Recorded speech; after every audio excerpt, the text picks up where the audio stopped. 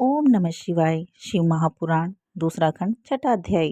ब्रह्मा जी ने कहा, हे नारद, भगवान विष्णु की आज्ञा मानकर मैंने भगवान सदाशिव के प्रति उस द्वेष को त्याग कर दिया जिसे मैंने उसकी माया से मोहित होकर अपना रखा था। तदुपरांत दक्ष को बुलाकर उसे वह हाल कह सुनाया जो कुछ श्री विष्णु जी ने मुझसे कहा था। मैंने उससे कहा, हे पुत्र, अब तुम एक कन्या को जन्म दो जो भगवान सदाशिव की पत्नी हो सके। ऐसा होने पर हम और तुम संसार में धन्य हो जाएंगे। तुम भगवान सदाशिव की तपस्या करके उनका दर्शन प्राप्त करो और यह वरदान मांगो कि हे प्रभु, आप मेरी संतान बनकर जन्म लें। मैं भी तपस्या करके उनसे यही मांगूंगा।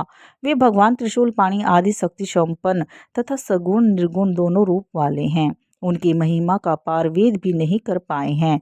वे तपस्या के वशीभूत होकर निश्चय ही दर्शन देते हैं।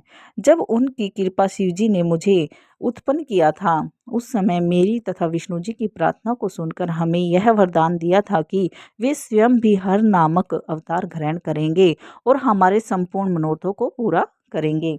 उन्होंने यह बताया था कि उनकी आदि शक्ति, जिनके अंश से लक्ष्मी की उत्पत्ति हुई है, भी एक कला से उमा के रूप में जन्म लेकर हर अवतार की पत्नी होंगी।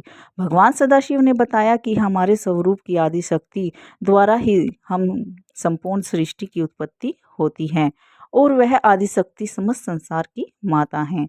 अरस्तु, हे दक्ष, वे आदि शक्ति हमारे घर में सती नाम से जन्म लेंगी।